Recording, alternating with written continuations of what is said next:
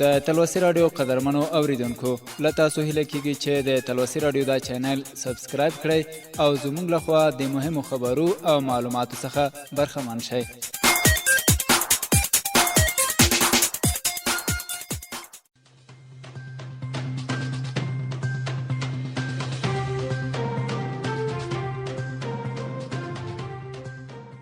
له خپلو همکارانو څخه په مننې تاسو رابولم اوریدونکو د ټولیزو رسنیو یو شمیر کارونکو نظرونو او پوسټونو ته. جان آغا صافیزاده په قطر کې د طالبانو د ویان شاهین یو انځور پوسټ کړی، ورسره یې لیکلي دي د کابل اداره موږ او تمام افغانانو ته د منلو نه ده. کوم افغانان هغه افغانان یادوي چې د کابل په شمول په لوی ښارونو کې روزانه بې ګناه په بمونو الوزي او عام افغانان بې ګناه شهیدانوي. دا د پنجاب ملیشې اوس هم فکر کوي چې افغان اوس هم په منځنۍ پیړیو کې ژوند کوي. اوس 21مه پیړۍ د هغه ملت نه دی کوم چې 10 کاله مخکې و. اوس خلک په هر څه پوه دي. د ساينس او ټکنالوژي دوره د فیسبوک د هر چا په زړه आवाज او د ټولو دنیا اتصال دی. هر وخت، هر غړی، هر لحظه، هر څه ترې نشریږي او دنیا پرې خبريږي. په یو داسې سړی داوا وکړي چې اسلامیت افغانیت ته ژمن یو، هیڅ خبره نه ده. داسې غلام چې د خپل کور په خبره کې واک نه لري او د خپل بادار اجازه اخلي، نو داسې خبرې کول به د سړی څوک ومني. د کور کراچۍ ده او 3 اولادونه، 2 لوڼې، یو زوی په دوبۍ کې په امریکایي پوهنتون کې لوړې زده کړې کوي. افغان ملت که اوس مو هم عقل سر ته رانغی، بیا نو پوه شئ چې د دې دنیا ته بیخي عقل نه دی راغلی.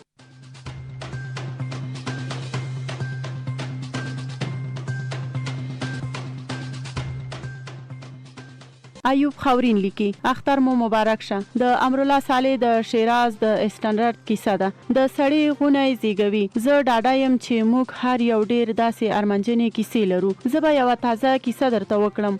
واشنگټن ته د عمران خان په سفر کې پاکستانیان ډیر خوشاله وو. د سفر په وروستۍ ورځ د دې ځای یو پاکستانی سیاستوال ژورنالستانو ته یو ملمستیا جوړه کړې و چې اصلي ملمه یې سلیم صافی و. زه هم غوښتل شوی وم نتلم، خو دا لومړی ځل چې یو ملمستیا ته د مسؤلیت لمخې ورغلم چې حق ووایم. د میز په پای کې کېناستم چې ټول راته مخامخ وي. ډوډۍ مې ونه خوړه. کوربه راغلاست وویل صافي کور وداني وکړه او پوښتنې پیل شوې.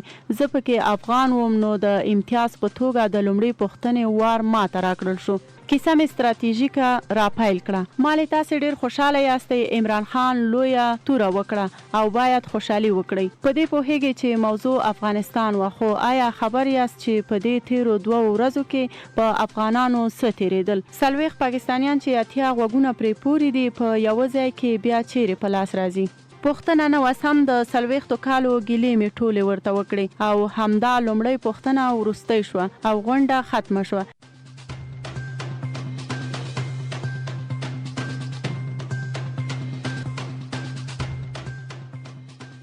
الیاس وحدت لیکي یو حاجی صاحب راته کیسه کوله چې لسیزې وړاندې حج ته تللی و. د هر هیواد خلکو له ځوانانو سره خپل بیرغونه لیږدول، خو موږ افغانانو بیرغ نه لرلو. د روس پلوه دولت بیرغ موږ نه لیږدو ځکه د دوی له لارې حج ته نه وتللی او جهادي ګوندونه متحد بیرغ نه لرلو. نو موږ د بیرغ پر ځای د راټولېدو په خاطر سپین پلاستیکي خلطه په لکړه وټومبله، خو سخت د خجالت او مایوسي احساس مو کولو. خو نن مې چې د حج مراسم کتل، نو ځای ځای پکې زموږ ملي بیرغ لیدل کېده. ما دلته د غرور احساس کولو او شکرونه مې ویستل.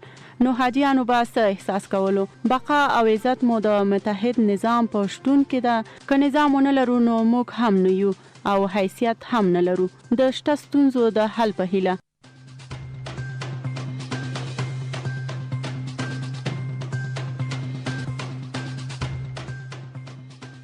او په پای کې میرویس بارکزی لیکي انتخابات به لومړی کیږي او که امریکایان به طالبان لومړی راولي. د ګډوډو حالاتو د سیاسي تبصرې تاسو د افغانستان د جنگ 3 اړخونه وپیژنئ. لومړی امریکا، دوهم پاکستان او دریم افغانستان دی. ګټې او تاوانونه هم پر دغو دوو تقسیمیږي. تاسو دا جنگ ته د طالبانو او امریکایانو د جنگ په سترګه مه ګورئ. د امریکا عسکر په افغانستان کې دي.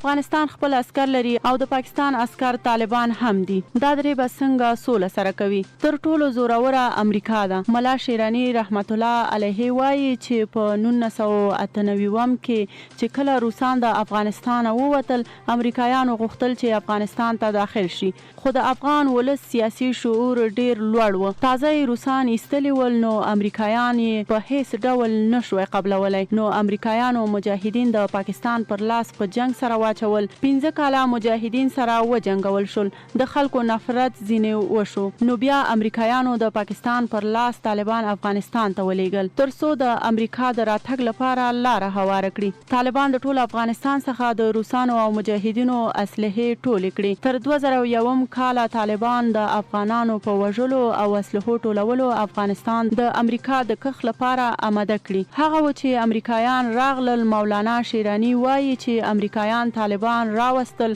خو امریکایانو غوښتل چې په افغانستان کې پاتې شي. نو دلیل یې نه درلود. بیا امریکایانو په افغانستان کې د خپل استحکام لپاره د پاکستان په مرسته طالبان د جنگ میدانونو ته راوستل. نن چې په امریکا کې ټرمپ د خپلو انتخاباتو لپاره طالبان او افغانستان استعمالوي، دا سوله نه ده، صرف د ټرمپ یو انتخاباتي کمپاین دی. ټرمپ اوس د طالبانو سره هوکړه کړې ده چې 6,000 امریکایي عسکر به له افغانستانه باسي.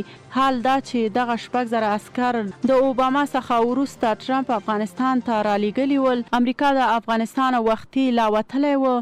د ټرمپ تر راتګه اوباما د 100,000 امریکایانو څخه 1,000 عسکر د افغانستان د اشرف غني په مرسته وایستل. یوازې 9,000 پاتې ول. اوباما غوښتل فقط 15,400 عسکر په افغانستان کې پرېږدي، خو چې ټرمپ راغی 6,000 نور عسکر افغانستان ته راواستول. اوس هغه بیرته د کمپاین لپاره د طالبانو سره د سولې په نامه باسي. امریکایانو که یوې خواته د پاکستان ناز واخیسته، طالبان دنیا ته د تروریستانو پر ځای محترم خلک معرفي کړل.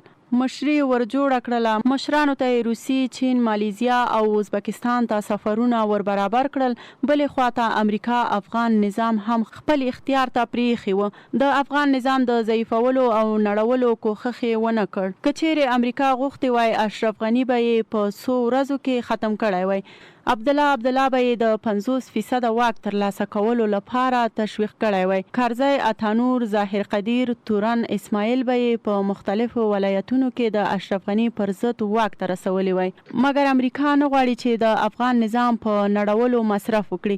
اشرف غني انتخاباتو ته پریښی دی. په هوښیارو افغانانو کې یو څه قوت پاتې دی. هغوی به حتما انتخابات کوي، ځکه امریکا په هر ډول په افغانستان کې خپلې ګټې ساتي. لکه ټرمپ چې وویل استخباراتي ستون به افغانستان کې دوام ولري. که کرزی د امریکا جاسوسي دا ځل نه کوله، نو ملا شاهین کوي. که ظاهر قدیر د امریکا جاسوسي نه کوله، ملا ایبت به کوي، او داسې نور. حتی امریکا کولی شي چې هر وخت زړه وغواړي بیا خپل عسکر 100,000 په افغانستان کې میشت کړي. ټرمپ او خپل د انتخاباتو کمپاین به سره پریږدو. دلته اصلي مسله د افغانستان او پاکستان ده. د پاکستان عسکر طالبان دي چې رنګ د افغانانو لري. دا یو څه پیچلې خبره ده. دا کار د افغانستان لپاره هم ګټې لري هم تاوانونه. لوی تاوان دا دی چې طالبان د پاکستان عسکر دي، خو حقونه د افغانانو غواړي چې د پنجاب په ګټه یې استعمالوي. که چیرې افغانان قوت او وحدت ونه لري، پاکستان به په دې کې کامیاب شي. که افغانان وحدت او قوت ولري چې دا په راتلونکو انتخاباتو ممکن کیږي، نو بیا طالبان د پاکستان په ګټه د افغانانو حقوق غوښتلی نشي. طالبان به یو څو صحرایان وي، راځي به افغان دولت به یې په سیستم کې جذبوي. پاکستان به په تمامه معنا د افغانانو له منځه وځي.